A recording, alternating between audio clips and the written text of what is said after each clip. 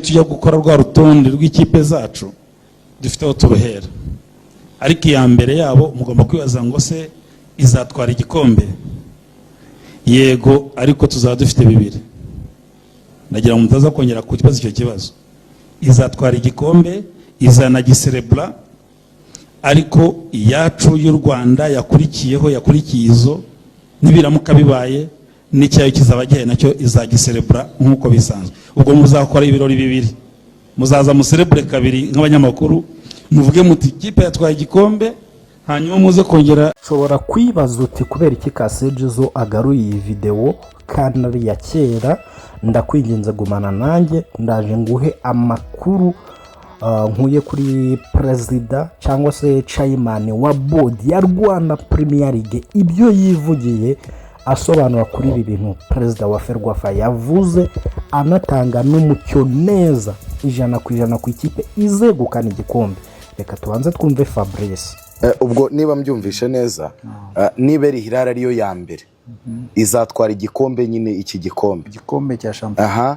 Niba APR ariyo ya mbere mu makipe mu Rwanda izahabwa amafaranga. Yego. Yes, banyarwandakazi, reka tubahe ikaze cyane kandi tubeforeza kugubwa neza, by'umwihariko mwebwe mwahisemo gukanda subscribe kuri iyi chaîne yanyu yitwa KCTV Rwanda. N'amakuru y'imikino ni za breaking news zitandukanye tubagezaho umunsi ku wundi, kuva kuwa mbere kugera ku wundi wa mbere. Muri iki kiganiro tubahayemo ikaze hakiri kare cyane, tugiye kuganira ku makuru mashya kuri breaking news y'umuriro. Perezida wa board ya Rwanda Premier League chairman yitwa Haji Yusuf Mudaheranwa.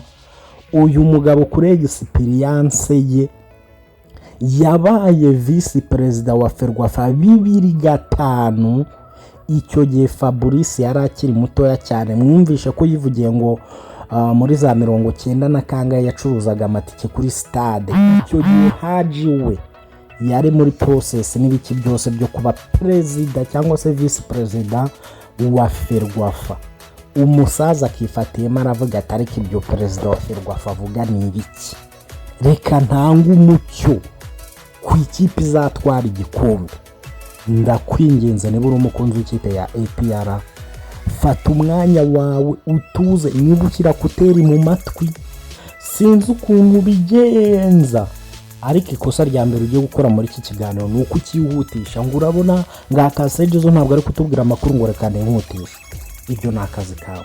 Wowe icyo nkwisabira ni ugukanda subscribe, ukarayikinga iki kiganiro, akantu koza kukurepia. Noneho ibintu nk'ibi ngibi bishaka kuyicisha bugufi, kuyimenasa, nakwemera nkakora n'ibiganiro 50. Niyo byaba biri kurebwa n'abantu 10, ntabwo haburamo kimwe kirebwa n'abantu benshi ngo gitange ubutumwa. Ariko ntabwo nshobora guhagarara. Ni ukuri pe, ni ukuri. Abafana ba APR mwarantengushye kuri Instagram, sinkurikirwa n'abantu benshi ngo natanga ibitekerezo kuri Instagram. Naremeye nanafungura Instagram nshya ifite abantu 100 bayikurikiramo, kandi impostingaho buri gihe. Cyakoze wenda kuri Facebook no kuri TikTok ndabafite, sinzi ikibazo mufite. Hano kuri YouTube rero ngomba gukora ama episode mpaka, kuko nyine hari ibintu biza ukabona biratunguranye tu. APR iriye bine irarushwa, ibyo turabyemera. Abakunzi b'ikipe ya APR rwose turabibona ko hari urwego tutarageraho. Hilal iraturusha pe. Twarabibonye ko nta n'umukinnyi n'umwe wa APR wabanza muri Hilal. Sinzi no kuri bench ya Hilal hajyaho nka Dauda na Watara, abandi na wenda na Bakurode, abandi bose byagorana.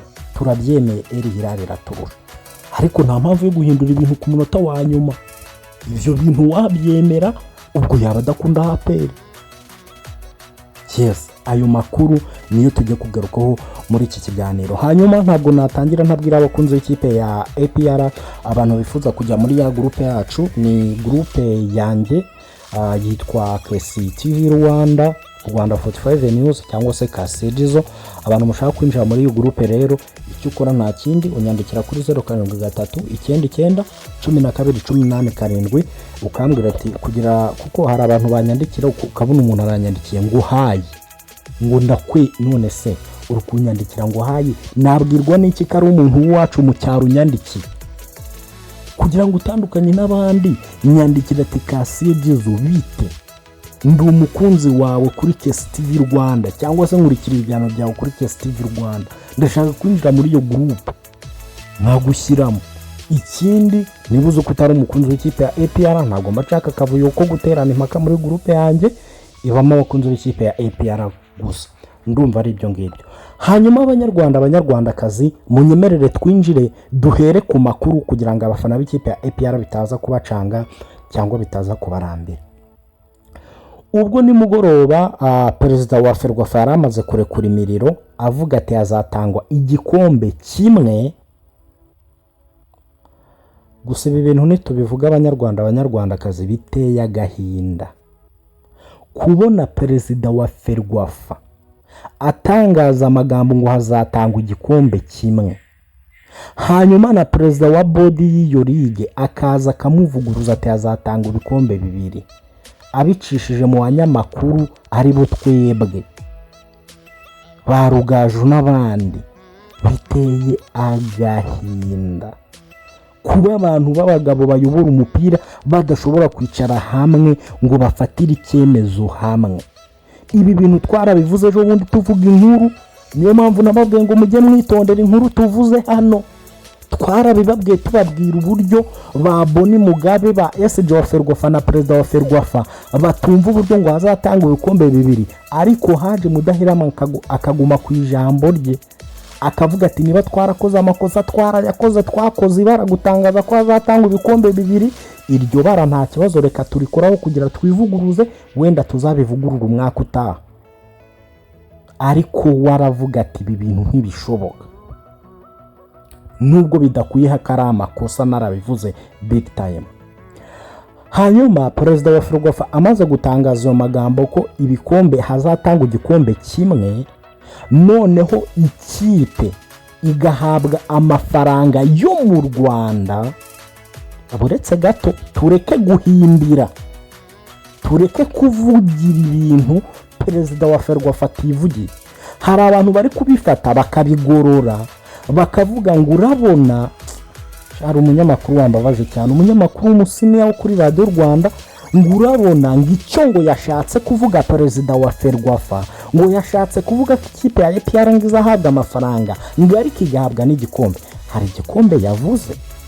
Twaretse kubishyira perezida wa Ferwafa kugorora imvugo, niba yanyereye ururimi yarunyereye naza yisobanurwe yigucishamo wowe ngo uzumusobanurire kuko wowe ntabwo uri umuvugizi we. Hanyuma ngerekana ivugira amakuru yanjye rero sasa. Ibi bintu nkimara kubibona ntabwo nari guceceka pe. Nagerageje kubaza ku ruhande rw'ikipe ya APR ndababaza mwebwe ibi bintu mubyakiriye mute?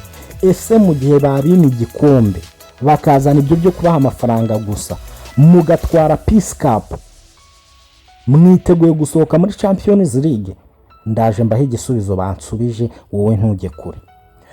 Perezida wa Rwanda Premier League we ukuntu abisobanura avuga ko ikipe nibi ya mbere izatwara igikombe cya shampiyona.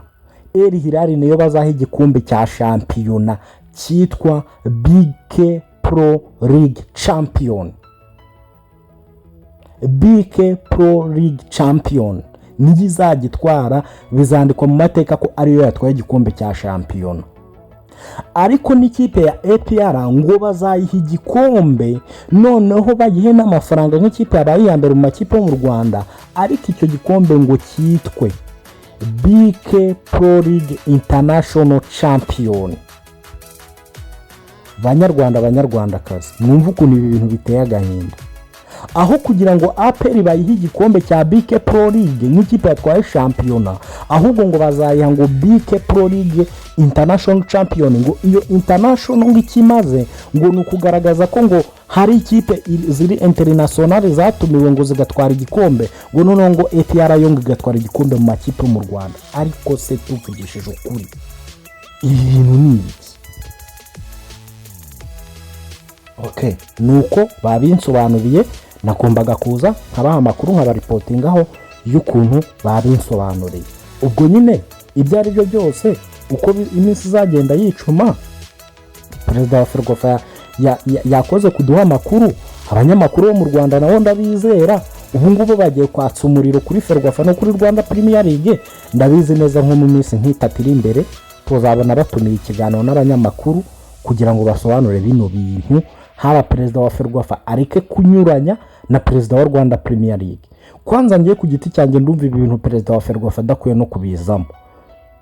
Ariko kuki mu Rwanda ariho honyine tugira agashya iyo ibintu byashyushye? Ubu usanga inzego, ubu ngubu ushobora kubona inzego za leta zibyinjiyemo, ukabona ministeri byinjiyemo, n'izindi mbaraga zo ku ruhande zibyinjiyemo. Kubera iki abantu batareka ngo ibintu bikorwe mu mbago zabyo? Niba Ferwafa yarashyizeho urwego rutegura amarushanwa y'icyiciro cya mbere mu Rwanda, ikarwitwa Rwanda Premier League, rukaba rwarahinduriye izina rukitwa BK Pro League, baretse abantu bari muri ako kantu aribo perezida wa board, aribo bajire Karangwa n'abandi, bagategura Rwanda Premier League, bakamenya ngo tuzagenera El Hilal cyangwa tuzayigenera APR cyangwa tuzatwara ibikombe bibiri. Kuki Ferwafa yivangamo? Ubu tugiye tubone na ministeri yivanzemo, ministeri iveho tubone izindi nzego za leta zivanzemo, ngo urabona ngo hejuru ngo bavuze ngo ibyo bintu nibyo byica umupira wacu. Ngo urabona ngo hejuru niki? Hejuru ko hagakwiye kuba muri Rwanda Premier League, hejuru ko hagakwiye kuba muri Ferwafa, hejuru ko hagakwiye kuba muri ministeri ya siporo. Ahandi hejuru muvuga nihe? Kaho hejuru ahubwo ariho hica umupira wacu. Nge nanabivuga nkemera nka wenda bakazajya bankumira ku ma stade nahe hose, ariko aho hejuru muvuga tutazi niho hica umupira wacu. Ariko muribuka ejo bundi perezida wa icyo gihe perezida akiri intuza, akiri uyu perezida wa Ferwafa wavuye Munyantwara Rufunze, turamubaza ngo se ngo murateganya kongera umubare w'abanyamahanga? Ngo tuzabaza hejuru. Uri perezida wa Ferwafa ngo uzabaza hejuru, ariko aho hejuru niho ariho hica umupira wacu. Banyarwanda nuko ibi bintu bibabaje pe, bitega. Wowe vuga uti El Hilal nizatwara igikombe, urebe ko wari uzagutera amabuye, ariko ubivuge mbere, reka kubivuga wowe, reka kwivuguruza. Niba waravuze ati tuzatanga ibikombe bibiri, yego ni ishyano uzabukoze.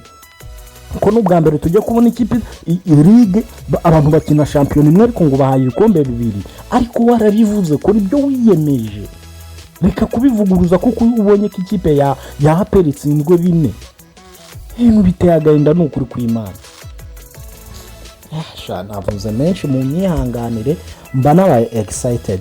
Hanyuma rero mu ikipe ya APR aho nta kindi bavuga, baravuga ati okay, ibintu biroroshye, abantu ni abashyitsi bavuye mu bihugu byabo kuko hari intambara, baraza tubaha competition, tubaha stade, tubaha iki.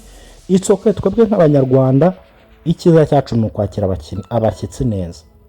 Ku ruhande rwa APR baravuga ati okay, nta kibazo mubaha igikombe, nta kibazo kuko baraturushije, baturusha mu minota 10 nangahe, nta kibazo mubaha igikombe. Ariko turavuga ikintu kimwe gusa, mu gihe twaba tugeze finali nk'uko byitezwe, tugatwara igikombe cy'amahoro dutsinze ikipe finali, ntimuzatubwira ibintu byo kwitabira CAF Champions League.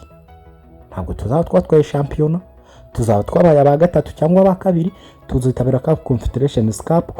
Ubwo niba muhaye El Hilal igikombe, izajye no kubahagarira mu mikino nyafurika, cyangwa se mushaka indi kipe mwoherezayo. Twe tuzaba twatwaye igikombe cy'amahoro, tuzitabira Confederation Cup period. Hako ni ibintu byumvikana. Ubu se El Hilal y'ibi ya 18 bari kuzayoreza mu cyiciro cya kabiri, ko numva bavuze ko ishobora kuzakina shampiyona umwaka utaha, yari kuzakina deuxième division. Ni ibintu byoroshye kubyumva. Songa yo guko rero banyarwandakazi, ubwo ibindi turagenda tubigarukaho mu biganiro byacu biri imbere, ariko nuko bimeze. Gusa nyine kuri stack yanjye ngiye nanditse ndavuga ati mu Rwanda dushobora kuba tutagira football ahubwo tugira igisa na football, dushobora kuba tudafite umupira ahubwo dufite igisa n'umupira, ko ibintu bibera hano mu Rwanda n'ahandi hantu tubibona. Yewe ngo wangiye ngo Rayon Sport, ngo wangiye Rayon Sport umutoza wayo ngo mwangiye gutoza, wowe wangira umutoza gutoza ngo nuko afitanye ibibazo n'indi kipe gutese, kari ibyo nirirwa ndwanya ugasanga abantu bari kumbwira ariko Kazedezo ngo nturi umurenge, nge ndimo nirwanya amafuti. Ibintu nuhi igikombe yeri hirari ukakima APR. Ngayo nguko rero ndabashimiye cyane abanyarwandakazi, ubwo mukomeze mukande subscribe nyine, nanjye ndi hano kugira ngo nkomeze mbibakurikiranire. Ndabashimiye cyane, ibiganiro bya siporo nakagaruka kuri KS TV Rwanda. Asala vista.